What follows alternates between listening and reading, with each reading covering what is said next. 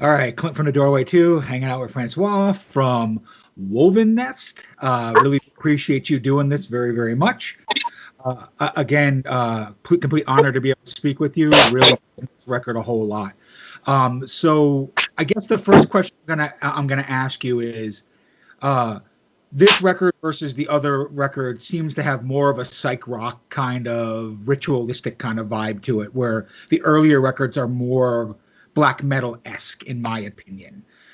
So was that done on purpose with Temple, where you wanted to add more layers or elements to the record versus having it more just kind of a post black metal record for the other ones? I mean, it's not that we have found a formula per se, but we just did what we did in the past, just doing demo with the three guitarists and then make the songs grow with all the people involved. So I think the main difference, it's not conscious, it was the production. Sure. Because I got the demo and it's the same as in the past, but for the mixing process, that was really different. I mean, this time we tried to have a more live sound, especially for bass and drum. It's more close to the vibe we had on stage, and we wanted to have that on the album this time, which was not the case in the past. I mean, in the past we think more about the mixing as a soundtrack, not much as a rock band, So, Cool. for example, the first album or the second one, Void, the drum is really not front mixed, so it's more easy for the hearing, if you know what I mean. Yeah. But this time it's really in the front. Bass drum is really in the front, as you were in a venue actually. Nice. Yeah, no, you can kind of feel the more live kind of open feeling on this record, so that's very cool. That's kind of what that's what I was hoping to hear because I hear it on the record versus on the other records as well. So I kind of want to talk about Temple particularly because that's the one I've been listening to a whole bunch lately, and every song on that one kind of is like a story to me. Where on the other ones, I feel like it was more just tracks of just really cool songs, but they kind of build up to like this opus, like big monumental events, and then they kind of fade back down into a quietness. Um, I know you said that the music wasn't written that way, but thematically, was this record written more in kind of that grandiose style of kind of build up to a great crescendo and then back down to a kind of quiet simmer? Um, yeah, yes and no. I think that we had a lot of songs, and normally when you have that, what you do is you just keep the best ones, and then maybe you do an EP or split album, whatever, with the leftovers.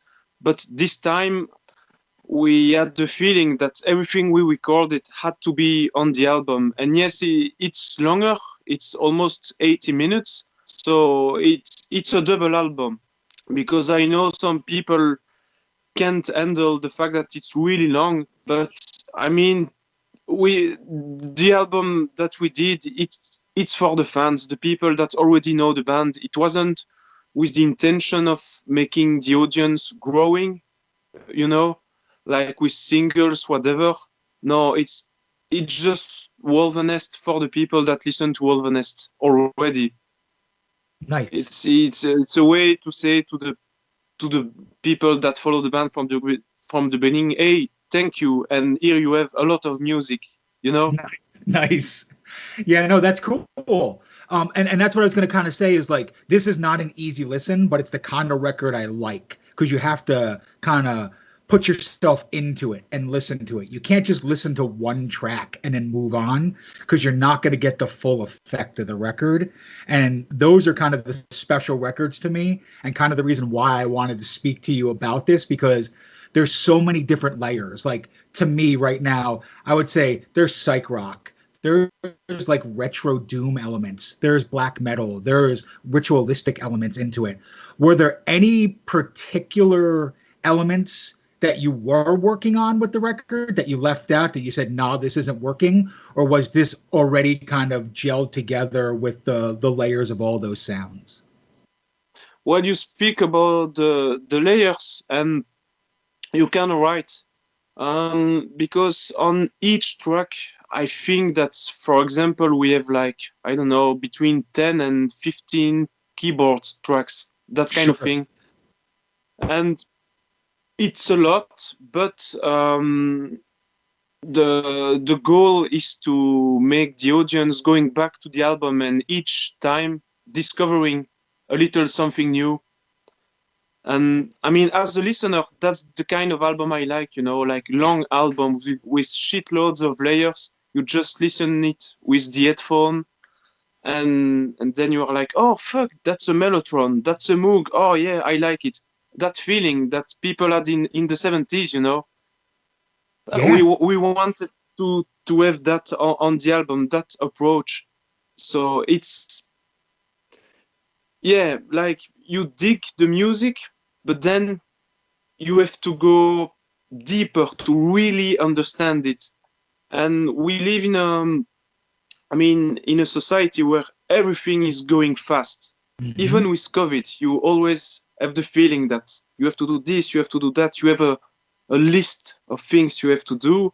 And listening to music, I mean, if it's more than 3 minutes for one song, you don't have time for that. You just switch to another one. So yeah, I mean, we have like approximately 10-minute songs. People that listen to that kind of music, they really enjoy it. It's Hmm. not the same approach. And that music, yeah, it's for the people that still have faith in music, and as it was in the past, like 50 years ago, it was central in the existence of people and not just a little soundtrack to have fun. Yeah, no, awesome, and that's exactly it's awesome because I can tie into that. That was the whole point I was trying to make was it's a listening man's music. It's not just a casual fan's music. Like the reason why I love it is because, like you said, you hear all those different layers and elements. And yeah, I've listened to the record five, six, 7 times now, and you're absolutely right. I'm like, oh, this is the first time I've heard that synth line. Like I never heard that synth line before, or oh my God, the theremin is really in the mix right there this time, and I didn't realize it listening to the song the second or third time. So that thanks for that. The next thing I kind of want to talk about is the vocal interplay, especially on this record. It seems like it's ethereal, celestial, and then like commanding and almost epic at times. And I love the interplay between and I could be wrong, but there seems to be a little bit more male vocals on this one than before. So, like I said, I love when it kind of does the samples with the male vocals and the female vocals all layered together. So, did you kind of, and I know you're not the singer of the band, but did you kind of have any say in how the vocal arrangements were going to go, and was this what you wanted at the end result? Well, yes, I mean, we are, I think, like 6 or 7 people singing on the album. Well, we of course have Chazula as the lead singer, but we were thinking that having more diversity on the voices Hmm. would be a difference with what we did in the past. Like what we had in the past was like, I don't know, like one intro song without vocals, and then Shazula on song, and then one guest, and then again Shazula, and then the album was finished.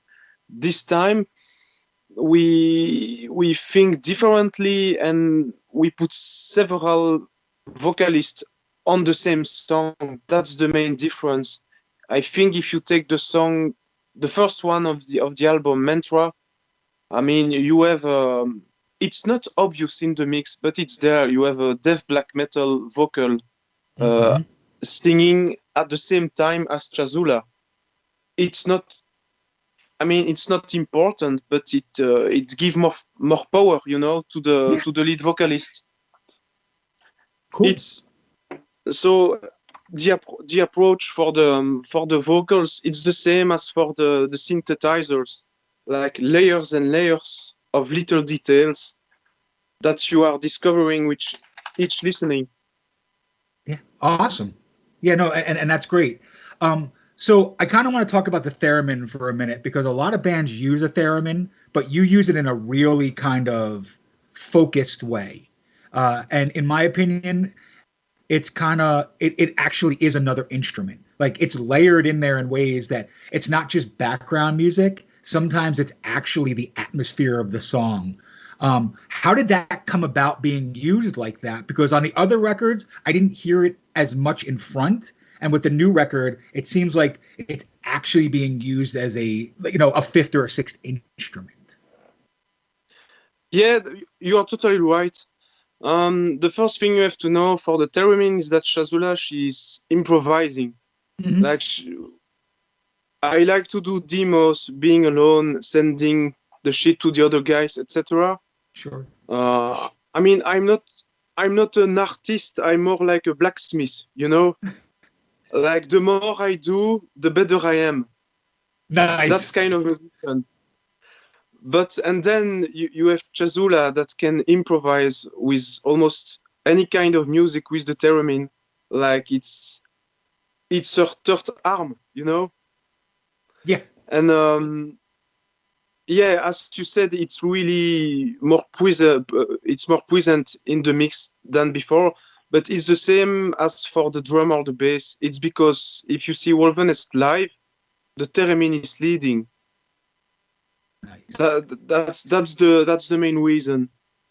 Nice. We had the live energy in our heads when the producer mixed the album and when he asked us, okay, what can I do? What do you want me to do, etc. We said bass, drum, theremin in the front. Awesome. No, cool. So being that is your primary focus in the band, the guitars, the synths, like what is your primary focus? On a personal level, yeah, it's the emotion. It's really that. I mean, I can start a song with Mellotron, Moog, or a digital synthesizer. You have great Mhm. VSTs nowadays that Yep. can emulate old instruments, and it's really fantastic. But at the end, it has to be filled with emotion and sincere emotion. So that's the I think maybe the difference between other very good bands. We we don't fake anything.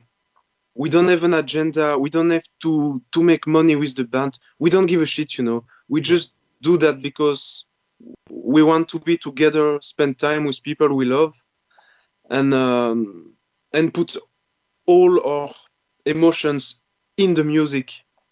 So it's not a matter of drum, bass, guitar, voice, lyrics. It has to serve the emotion because at the end, when we will be old, if we listen to that album just before dying, I would like to feel the emotion and remember that. Awesome. Yeah, no, Emotions don't get old. That's the thing. A never. sound, it will get old, but not the emotions. No, no, I agree totally. That's a great point. So I'm totally on the same page with you that it reminds me of the old days. And I'm an old guy. I'm 48 years old. I've been around this world for quite some time. I've been playing music for 30 years, put out 15 records myself. So I get the old days versus the new days very, very much. And you guys definitely have that vibe. You have that like 70s prog, psych, early metal kind of vibe where you can tell it's a very live inspired record. And I kind of wanted to ask a little bit because when I listened to this one particularly, Temple, there is a very cinematic, almost horror movie, like Hammer horror movie, like those 70s really creepy horror movie soundtrack elements to it. Uh, Now, you guys have to be fans of that kind of stuff because when I listen to it, I literally can see like Peter Cushing's like stabbing Dracula sometimes in those like in those soundtrack backgrounds. Like, was that definitely an element that came into this record? Because on the other ones, I didn't hear it as much. Again, on this one, I hear that more cinematic element very much. But you were speaking about horror movies, the Hammer in the 60s, etc. And yeah, of course. I mean, it's a little kitsch, but it does the job all the time. Yep. I mean, you watch that kind of movie, you are not afraid. You are smiling. You know the Yep. feeling in a good way because it will remember a part of your life when you were kids and you wanted to be afraid. And yeah, I mean that kind of movie. They had also fantastic, cheesy, kitschy soundtrack that are evil at the same level. And yeah, I think the song where you really find that vibe is like "Swear to Fire," the second song on the album. We wanted to have that on the album, that's for sure. I mean the old Black Sabbath, old Coven vibe, that kind of music, like what happened just before heavy metal Yeah. when it was between still rock and heavy metal. I mean that time something happened, and I don't think that except maybe black metal at beginning of the 90s, nothing as exciting ever ever appeared. Yeah. That's the really two big moments in evil music, you know. It's the end of the 60s and then black metal. But apart from that, nothing is giving me chicken spot. Awesome. Yeah. No, that's exactly the vibe I get. Like, I hear moments on the record, and it reminds me of being a little kid watching horror movies. So, like, it's really cool to me to be able to get that kind of feeling. Like, I think that's kind of one of the reasons why it draws me in.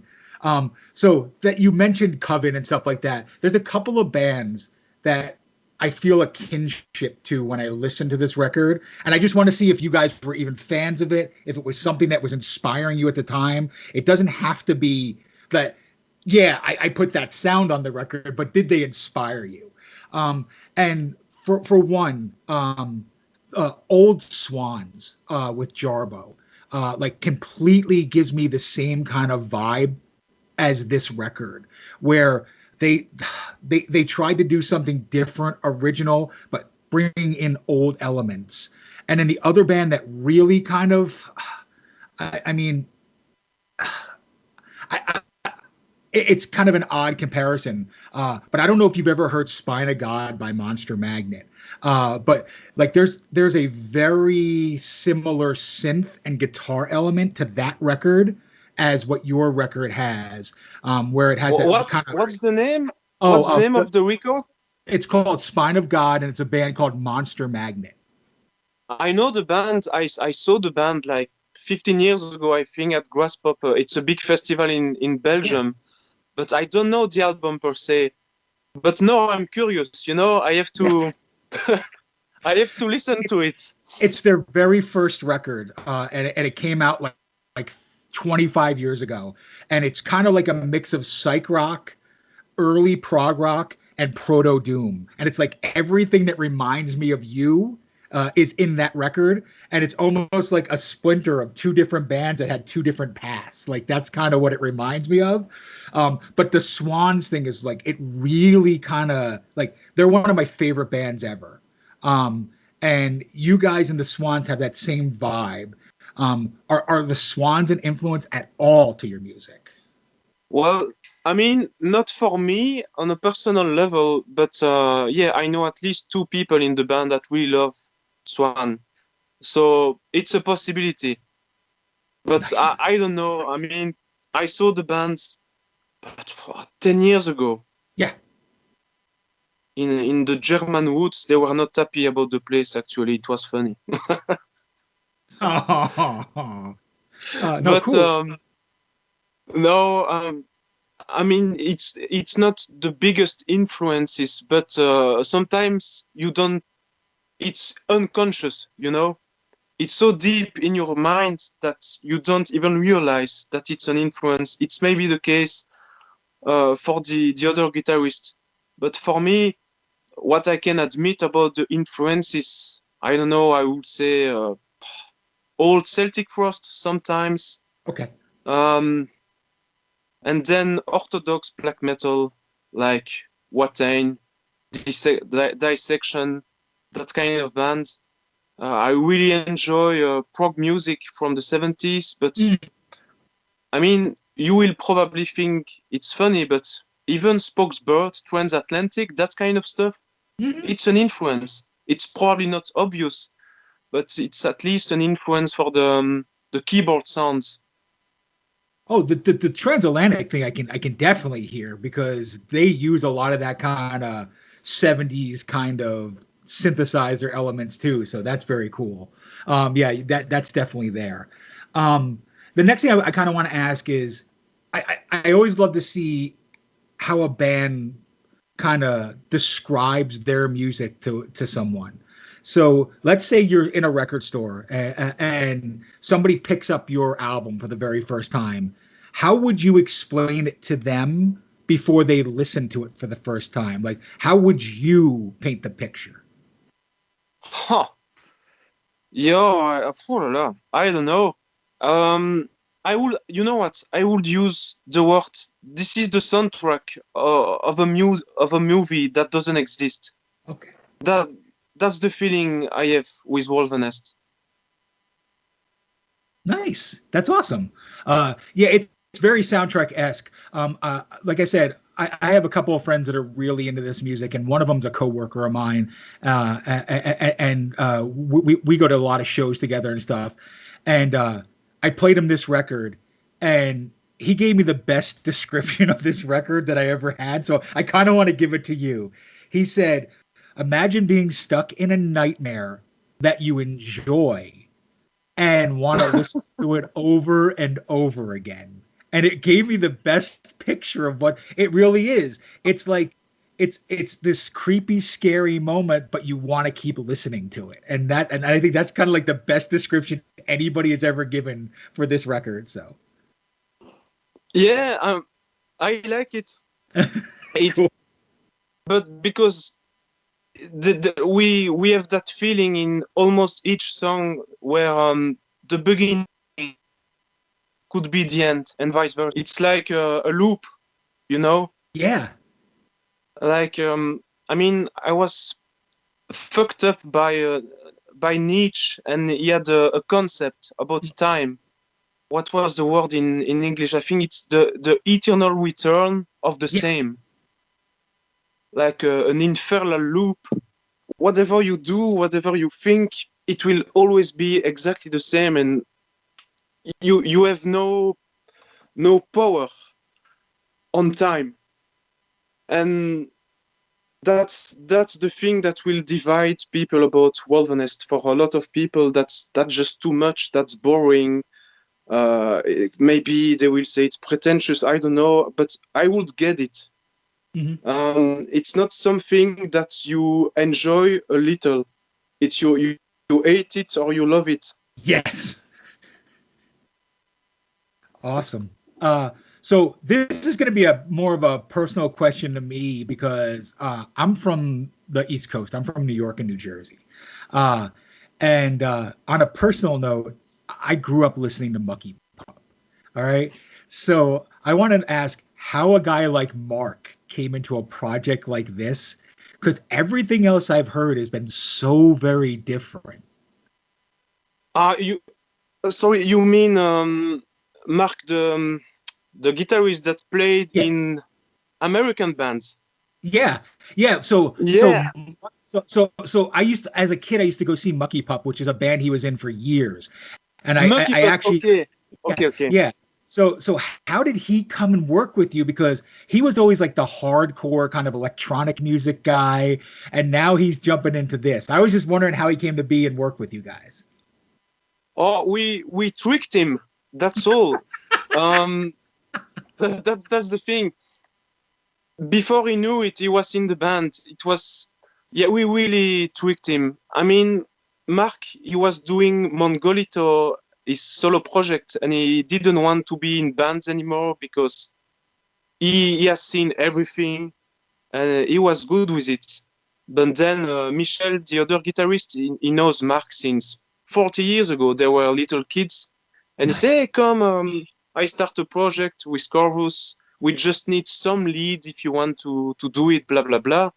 And then he ended up doing shitloads of leads on the first album. And then we had a show, and then another one, and then another one.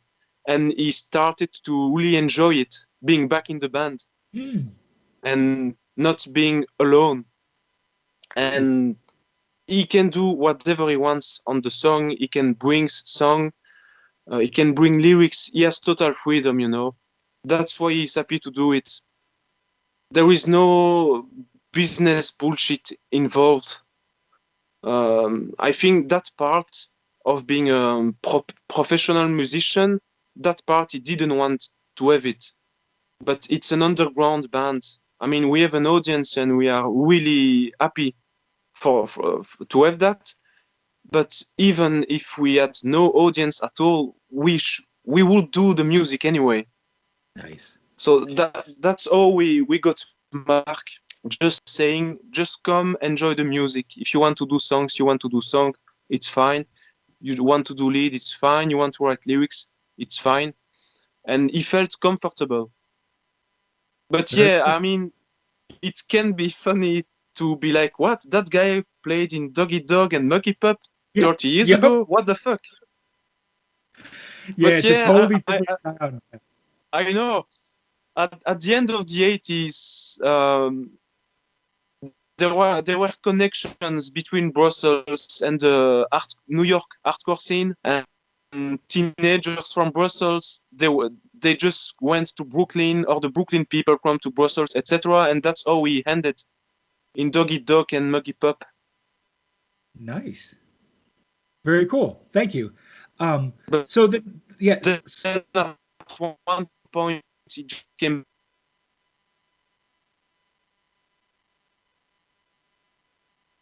All right, I think I lost you. Are you back? Yes, All right. I am. All right. Awesome. All right.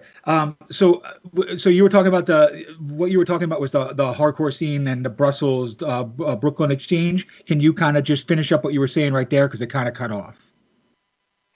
Yeah, what I was saying is that there were a connection between Brussels and the East Coast, with bands doing shows together, whether it's a band from Brussels going to the US or a band from New York coming to Europe.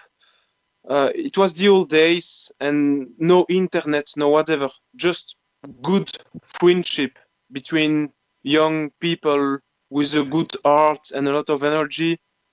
And yeah, those bands eventually became really big, but it wasn't the case at the end of the 80s or the 90s. It was really underground.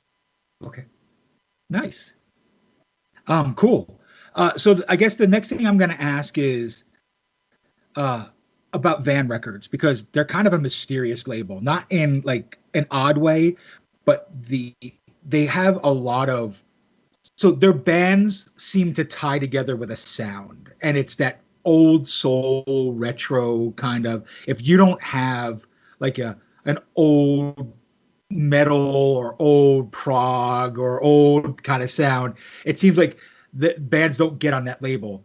How did you hook up with them? Are they doing everything that you want? Because they seem to really, like, when you signed to that label, they really seem to love their bands and push them. Yeah, well, I mean, the first thing I should say about Van is that Sven, the main guy behind the label, I mean, I love him to death. He's a pure, honest, hardworking guy with only but good intentions. He's really sensitive, and he's searching for sensitivity in occult and evil music. That's the thing that makes Van Records a little different from other underground label. I mean, that sensitivity. It doesn't have to be black doom, death, hard rock, whatever. It's the sensitivity that really counts. If you listen to Urfaust, Devil's Blood, Wounds of Beverast, Dolch, or other bands from the label, you will find a little something not similar, but from the same universe, if you know what I mean. It's like all the bands on the label belong to the label, and we joke about it between the bands on the label, but it seems to be a curse with the bands leaving the label. Like when a band is leaving Van Record, it's like the quality even of the music will just decrease. Mm. I mean, No, that, when you are on Van Record, you stay on Van Record. You just don't leave the label. You are not going anywhere to see if it's better or whatever. No, you just stay there until the end, and I'm sure that's what we will do. it seems like that with a lot of the artists. So very cool. Yeah, and it seemed like a very tight knit family because again, what you said is there's a commonality in the music, even though they're all different sounding bands, and that's one of the most unique things that I've heard from that label versus a lot of others. The next thing I kind of want to ask is off of that, being that I would call you an old soul kind of band, like that you guys are like you make music today, but it could very well have been put out in the 70s, in the early 80s without any problems. And I think it still would have done really well. How does the digital age make you feel? Does it make it feel more disposable, or do you think it's like a new tape trading age? Like when I was a kid and I used to send letters back and forth overseas to get black metal and doom metal and thrash metal demos and indie rock bands from California back and forth, that kind of thing. Do you feel it's like that again, or do you feel that it's just watered down because there's so like anybody can make music now that you really got to kind of hunt and find the true music you love today? Well, I mean, the first thing, if I listen to my art, I would say, yeah, fuck that generation, that way of doing music, whatever. But I mean, I don't want to sound like Grandpa Simpson, like all yelling and saying back in the days, blah blah blah. I mean, we have to live with what the world has to offer nowadays, and a lot of bands that are bitching about the digital era are the same that are recording digitally. You know, Right. I don't get it. Um, I'm okay. I mean, I'm okay with the digital era, but it's only because we are not professional musicians. If it was my job, that will piss me a Yeah. lot, because Spotify, I mean, it's kind of bullshit for the bands that are on it. They don't get a dime. It's the same for Deezer, etc. That part of the digital, I don't like it. There was a loop in the law of internet 20 years ago, and now it's just too late. Mhm. It it didn't kill the industry, but it probably killed the dreams of thousands of good musicians. For that part, yeah, it's shit, but it's the same for a lot of other professions. It's the same for cinema and culture in general. So right now we can yell about the fact that people are getting fucked, or you just kind of deal with it the best you can. And for a band like us, there is a network of underground people that are still looking for deep and emotional music, and that network doesn't depend on the internet. It still depends on connections. I mean, the way I see we build a band, it was one show that bring another one and another one, because one guy was in the audience, he was organizing a festival, and he contacted us after having seen us, like it was in the old day. we never tried to be on a festival by contacting festivals. We just opened the mailbox and seeing the propositions because somebody have seen us playing, and that's the good way of doing it. I mean, there was no public relation guy behind it, whatever, because now you can pay for that, but that is bullshit. It's it's just money for shitheads doing stupid jobs. Yeah. You have a lot of bands that want to play, so they pay to play. That's a that's a shame. I mean, it's prostitution, Oh no, I and I don't get it. I don't get how people can put all their soul in music and then putting their money in somebody else's pocket just to be able to play their music. It's sad. no, I fully agree, and that's what I was going to say is this kind of music has an underground network, which I think is never going to go away because it is absolutely musical fans. It's not just passersby. Like once you start listening to this kind of music, I'm a prime example. It's going on 30 years now. And I'm still just as passionate about it today as I was when I was 19, going into a record store, picking up an album, and being like, I have no idea who the hell this is. This is the coolest album cover I've ever seen, and I'm going to buy this and listen to it. And it may become my favorite band, and it did happen a lot. Like it happened that way a lot, where like you would like, oh my god, you know what?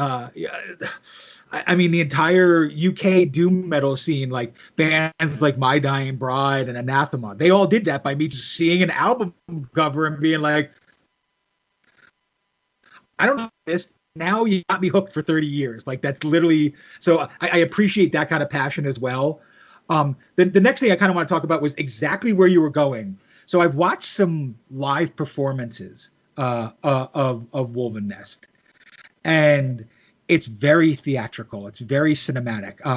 Even when it's just an acoustic setting or a more minimal setting, it still has a very awesome kind of theme to it. Um, did you always, when you want to play live, do the more kind of like theatrical stage side of things, or did that come along much later on? Well, I mean, for the live, 1 month before the first live show, we had no drummer and nothing to propose on stage, and we were like, okay, we will not have a drummer.